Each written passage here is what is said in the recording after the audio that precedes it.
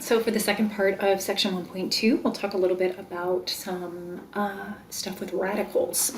So we have a couple rules here with radicals. This actually just follows from the exponential rules. If you can see that the idea behind a radical is simply just that it is an exponent, just written in a slightly different way.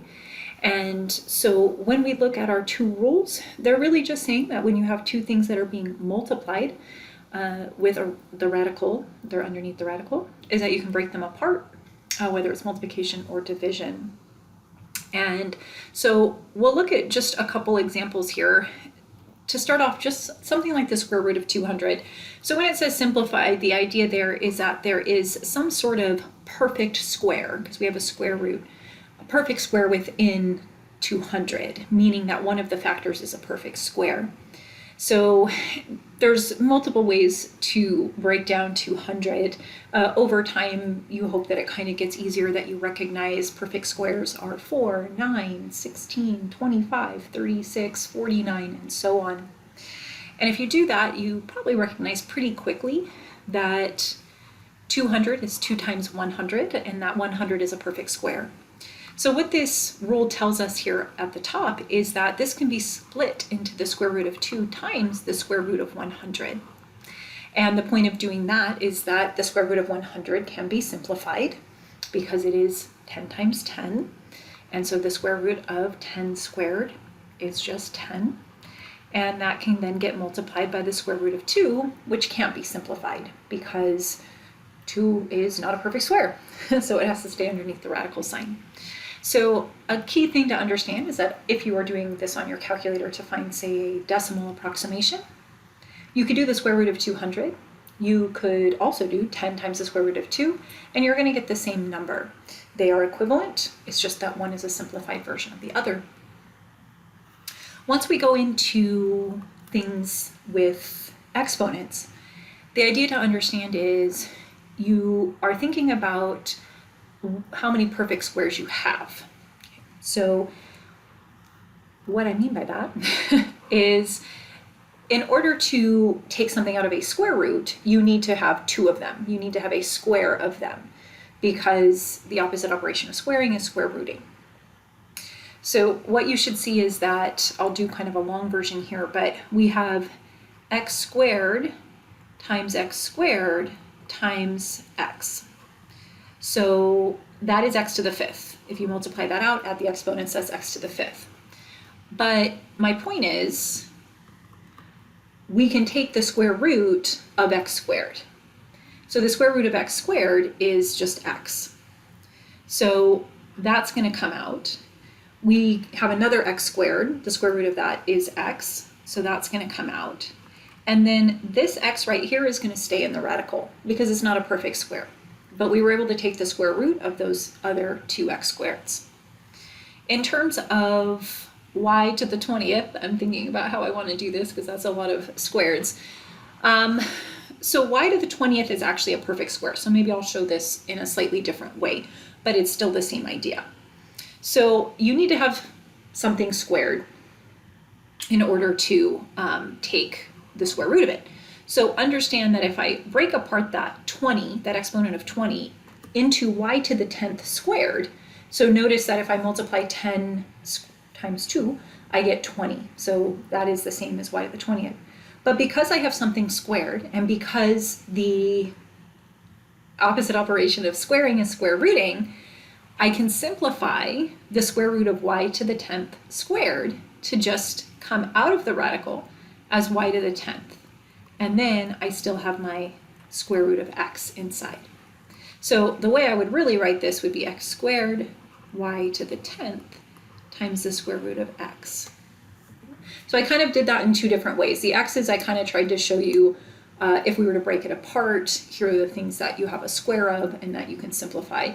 And in the other one I said, well, how can I write this as something squared? Because whatever is squared, I can take the square root of.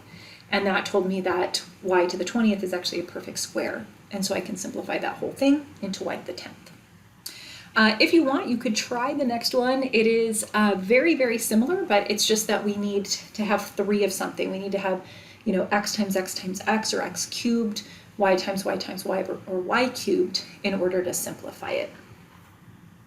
So what we'll notice, and again, you can pause, come back if you want, is that x to the, so the idea is if you can write it like this, you're going to be golden because it's a cube root. So if you have something cubed, you can take the cube root of it, opposite operations. So you'll notice that if I have x to the 15th, the value that I want to put above the x, the exponent there, is a 5, because x to the 5th cubed is x to the 5 times 3, which is x to the 15th. So I'm just rewriting it in a way so that I can see what is cubed. Now notice 8 is, basically 8 cannot be divided by 3. The closest multiple of 3 to 8 is 6, because we can't go above it, so it's 6. So I can break down the y into y, and then I want to do this. Okay. So notice if I put a 2 here, that's going to be y to the 6th. And then what didn't make it in was 2 more y's. That's your y to the 8th. So what we can see is that we can take the cube root of this piece, we can take the cube root of this piece, and then our last piece, that y squared, has to stay inside the radical. It cannot be simplified. So if I take the cube root of x to the 5th, I get x to the 5th cubed, I get x to the 5th. If I take the cube root of y squared cubed, I get y squared. And then that gets multiplied by the cube root of y squared, which cannot be simplified. And so this would be the most simplified answer of that first thing that we were looking at. It's just a simplified version by taking out any perfect square or perfect cube, whatever the root is on the radical. A couple other things that we do with radicals is we can add them or subtract them. It's the same, but addition or subtraction. So the idea here is you cannot just add 3 times the cube root of 3 plus 5, you cannot just add 3 root 3 plus 5 root 12. You can't. But you can see if you can simplify any of the inside of the radicals that have, in this case, a perfect square. So now would be the time to recognize that 12 is 4 times 3, and that 4 is a perfect square. Using these rules that we have, we can break apart the radical to be the square root of 4 times the square root of 3, knowing that the square root of 4 is 2. So notice now we have 3 root 3 plus 10 root 3. Those are like terms. They both have radical 3. You need to have the same radical in order to make the like terms. But this is essentially the same as saying 3x plus 10x. We know that that's 13x. Very similarly here, 3 root 3 plus 10 root 3 is 13 root, sheeshers. 13 root 3, of course. And then you're done. That's all you can do to simplify, but you are adding and then simplifying in this case. So again, these are the kinds of things that you could check with your calculator if you get a decimal approximation. You would see that what we started with and what we ended with are the same. Just one's a simplified version. And the last thing I'll do here is show you a version of multiplication of radicals. This is going to use what a lot of people call the FOIL method, which just reminds us that we need to take everything in the first binomial and multiply it by everything in the second binomial. That means that we need to multiply the 2 first terms together. So that's the square root of 5 times the square root of 5. Then we need to multiply the outside terms together. So for those who really want that acronym here, we'll have an O, so FO. So we're going to add square root of 5 times 3 root 3. Our third term is going to be the two inside terms. So that's going to be a minus the square root of 3 times the square root of 5. And then we want our 2, where should I put it? we want our two last terms. So the last term from each one. So that's going to be a subtraction square root of 3 times 3 root 3. I'm not going to leave it like that. No, I'm not. I am going to simplify if I can and kind of combine some things. So a big thing to understand is that when you take the square root of something and multiply it times the square root of that same something, that is the same. This is like kind of the reverse from the rule from the last page. This is the square root of 5 times 5, or the square root of 25. But that, of course, is a perfect square. So this just simplifies to 5. The second one, again, using kind of these rules, that 3 needs to stay on the outside, but we can put the two values underneath the same radical because they're both a square root. So we're going to have the square root of 15. Then we're also going to have another square root of 15, but no constant on that. And then the last term is going to be minus 3 times, and then the square root of 3 times the square root of 3, similar to what happened in the first two terms that we multiplied together. That gives us a square root of 9, which is just 3. So it ends up with 3 times 3. So notice that will be 5 plus, and then these are like terms. We can combine these two to get 2 root 15 minus 9. And then we can combine the 5 minus 9 and get negative 4 plus 2 root 15. And that, my friends, is as far as we can go. So don't think that you can now combine these two terms. One of them has a root in it, one of them does not have a root in it, so they cannot be combined. The last thing I'll mention is rationalizing the denominator. This was important, especially a long time ago, because before we had calculators, yes, there was that time, answers like this would come from basically doing approximations, and it was very hard to divide by the square root of something because the square root of something is an irrational number, typically, besides the perfect squares. And so how do you take 2 and divide it by 2.14156792, blah, blah, blah. So it's a lot of work. So rationalizing the denominator means making the denominator no longer irrational. So right now this has an irrational denominator because it has a root in it. So our job is just to make it so that there's no longer a root in the denominator. And the way that we do that is using what we've actually seen here, especially from the last example. If you remember, we took the square root of 5 and we multiplied it by the square root of 5. And that gave us a square root of 25, which is 5. So that's no longer a number that's irrational. So we have an expression here. So the only thing that we can do is multiply by the idea of 1. So if we multiply by the square root of 5 over the square root of 5, we're essentially multiplying by 1. However, what this allows us to do is to rewrite this with no longer having a root in the denominator. So notice in the denominator, I'm going to have 3 times the square root of 25, which we've already seen is just 5. So we end up in the denominator with 3 times 5, which is 15.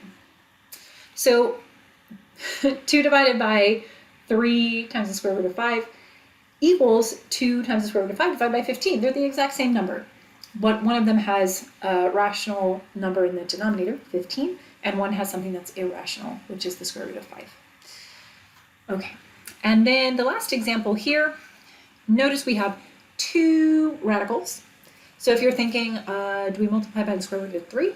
Do we multiply by the square root of 2? And you're not sure, well, the answer is both.